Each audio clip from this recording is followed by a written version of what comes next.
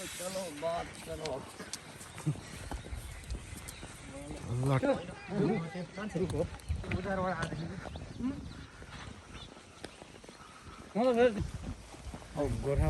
वैशाखमा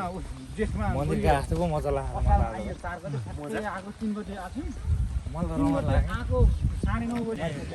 हजुर हजुर 9 बजे इन भएको यो हुन्छ पछि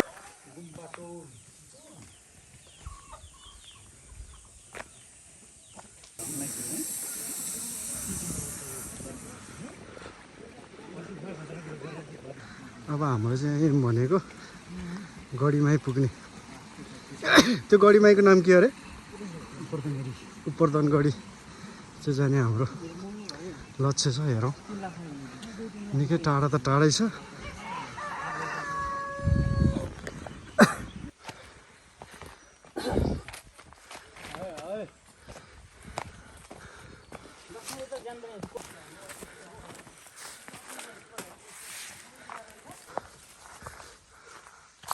ओ केशर भाइ कता हो भने हेत्तेर यार बाटो हो खत्रै बाटो ल्याएको यार टोलीहरूले त यार अलि बाटो अलि चौडा भयो हिँड्दा हिँड्दा अँ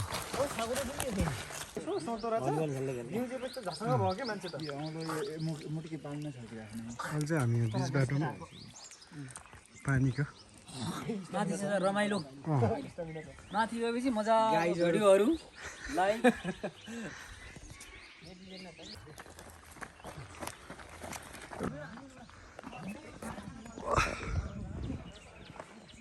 दस सेकेन्डको त आउँ ठाउँ बस हामी आउँछौँ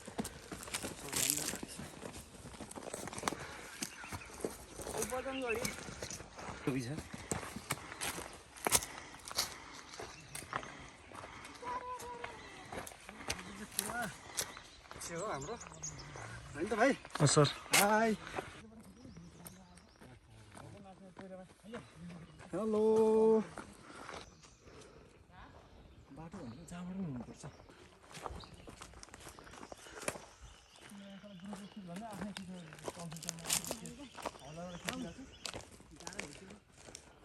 गाह्रो भयो अरे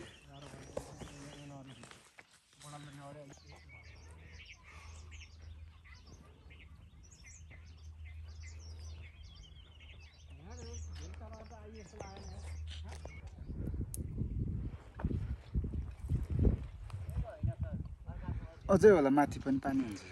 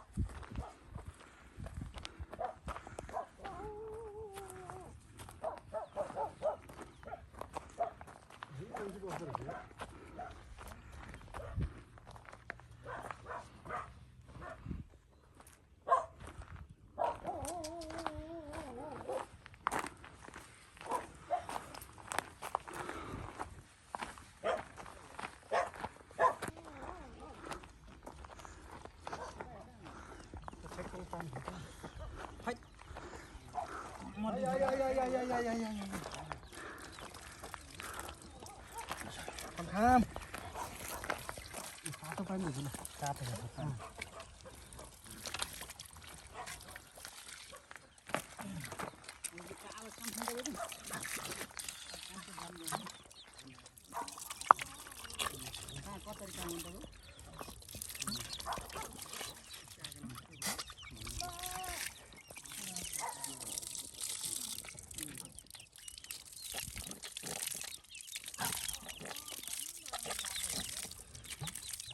यस्तो हाइटमा पनि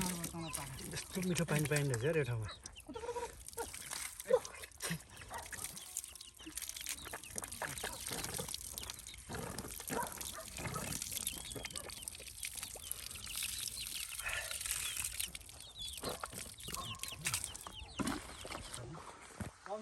छैन नि ले हात राखिन्छ त तँलाई खाने हो त्यहाँ माछिन्छ हा हा त्यहाँ माछिन्छ क्या हा त्यहाँ माछिन्छ हो उतापट्टिको एमा होइन त उतापट्टिकोमा एमा अर्कोमा सरा दिनु पर्यो उतापट्टि अर्को धेरै छ हाम्रो भाइहरूले चाहिँ लालीगुराँस टिप्दै हुनुहुन्छ यहाँ यो ठाउँमा चाहिँ लालीगुराँस हुने ठाउँ रहेछ होइन मजाले को झरेले नि यार कलाएर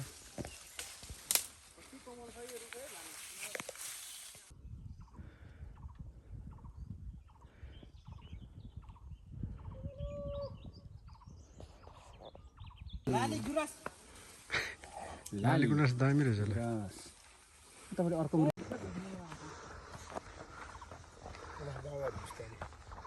के छ भाइहरूको हालखबर ठिक छ के कहाँ जान्ला यो मनसुली मनाएर गाउँको हो के ए ढुङ्गा बोक्न जान्ला हजुर कति पढ्छन् बाबुले मैले त पढाइ छोडिसकेँ ए नाम चाहिँ के हो मेरो विकल हो विकल हजुर पर्छ ए ल ठिक छ फाइनली यो चाहिँ उपरदन गढीको चाहिँ एउटा यो होमस्टे रहेछ होइन होमस्टे यो चाहिँ तपाईँहरूलाई यहाँ आउनुभयो भने होमस्टेको पनि राम्रो व्यवस्था रहेछ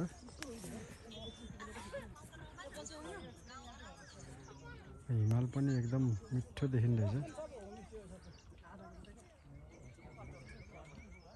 ल हामी चाहिँ अहिले फाइनली हामी ऐतिहासिक किल्ला उपरदाङ गढी इच्छाकामना साथमा स्वागत गर्दछौँ भन्ने यो चाहिँ हाम्रो यो उपरदाङ गढीको चाहिँ हाम्रो प्रवेशद्वार रहेछ होइन ठ्याक्क अब म चाहिँ भित्र जाँदैछु अब भित्रको दृश्यहरू नि तपाईँलाई देखाउने कोसिस गर्छु हेरौँ म नि यो टाइममा फर्स्ट टाइम आउँदै हो त्यो भित्र के रहेछ होइन यो भिडियो मार्फत चाहिँ तपाईँहरूलाई चाहिँ देखाउने कोसिस गर्छु है त हामी चाहिँ यहाँ चाहिँ आएको छौँ हामी अहिले चाहिँ हाम्रो चिकनको यो गैरीबारी भन्ने ठाउँबाट चाहिँ मेरो पहिलाको मेरो सिमेनाथको टाइमहरू छ यो ठाउँमा चाहिँ अब यस्तो अपर्च्युनिटी मिल्यो कि यो ठाउँमा चाहिँ हामी घुम्न आउने अपर्च्युनिटी मिल्यो है त्यही भएर म चाहिँ अब त्यो ठाउँमा आउँदैछु अचम्म रमाइलो रहेछ ठाउँमा रमाइलो प्लस यहाँ चाहिँ हामी ऐतिहासिक दृश्यहरू यहाँको चाहिँ हामीले त्योहरूलाई पनि हेर्न पाइएको छौँ यहाँहरू चाहिँ है दामी रहेछ होइन भाइ हजुर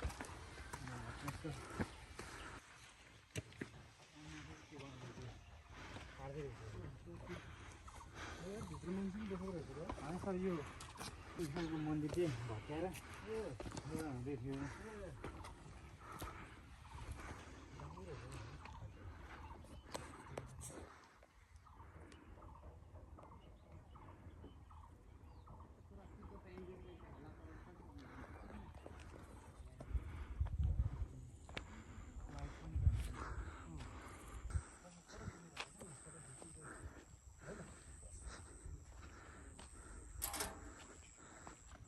ट्याक्क अब यो चाहिँ हाम्रो चितवन जिल्लाको उपरदन गढीको ठ्याक्कै हामी किल्लामा आएका छौँ हामी होइन ठ्याक्कै यहाँ चाहिँ पहिला यहाँबाट त्यसरी यो चाहिँ अहिले गढीबाईमा चाहिँ म प्रवेश गर्दैछु होइन अब भित्रको दृश्य चाहिँ तपाईँहरू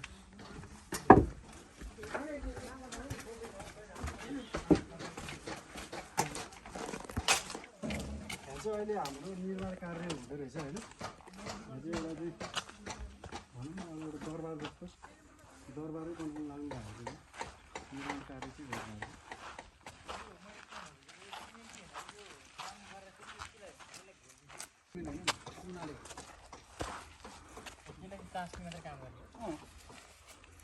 सबै कुरा हालेको अब हाम्रो यही हो नि त लास्ट हेर्ने भने यही हो गढी भने यही हो गढीमै गढीको यही मन्दिर चाहिँ यो पहिलाको होइन ए यो बन्दै गरेको छ होइन तपाईँको जेठको उसमा बनिएको जेठको 15 गति समाप्त गरियो शिल्पकारहरूले सबै भक्तुरा यहाँ बनाउने मान्छे सबै काठको र सबै भक्तुरा जति पनि हामी चाहिँ चितवन जिल्लाबाट अथवा कुनै पनि ठाउँबाट घुम्न आउने गढी हेर्ने भने यही हो मेन जक्सन मेन गढी भने पहिला ऊ बेला चाहिँ लडाइँमा पृथ्वीनाथ शाहले चाहिँ गरेर यहाँ किल्ला होइन अनि यो भित्र त यस्तो दामी दरबारै त हो नि होइन यो दरबारै बनाउला पहिला चाहिँ एउटा टिमले सराउँदा थियो अहिले त राम्रो बनाउला अब यहाँ उस्तै पऱ्यो सेक्युरिटी पनि दिएर राख्छ है नि अब 9 तोप छ क्या यहाँ 9 तोप राख्छ यो ए कुन यो यो यो सबै कोक चाहिँ यो ढोका माउर देख्यो छिर्नाको माउर त्यहाँ ढुङ्गा छ सर के माउली माउरीमा भित्र दुलोमा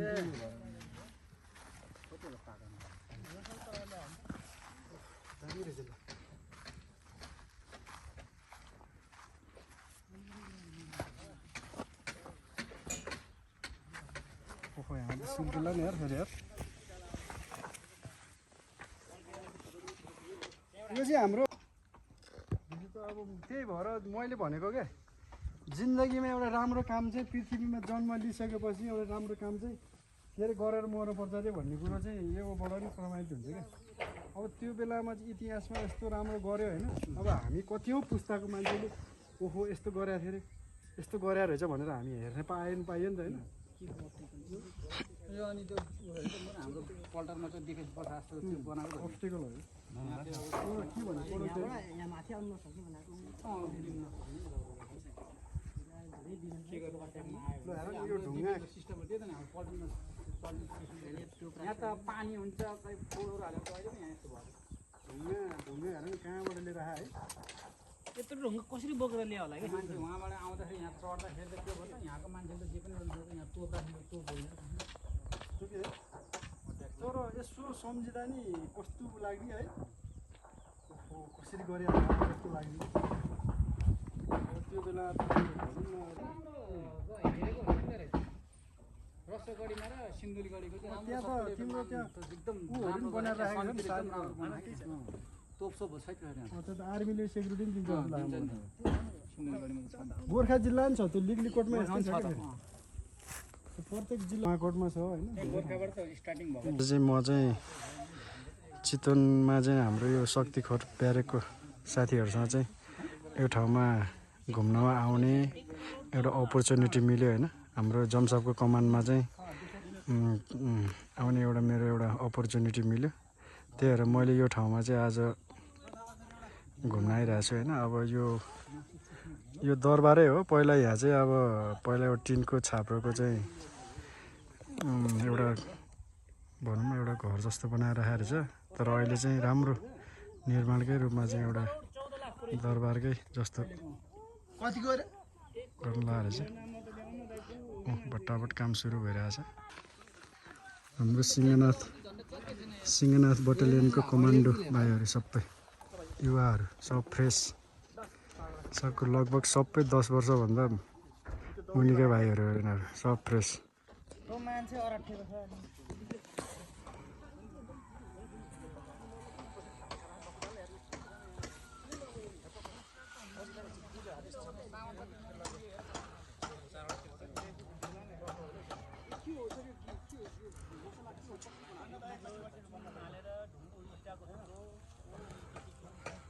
यो गढीमा चाहिँ घुमेर हामी अब चाहिँ बाहिर निस्केको छौँ होइन यही हो तपाईँहरूको अब यो चिकन भएको गढीमाईको चाहिँ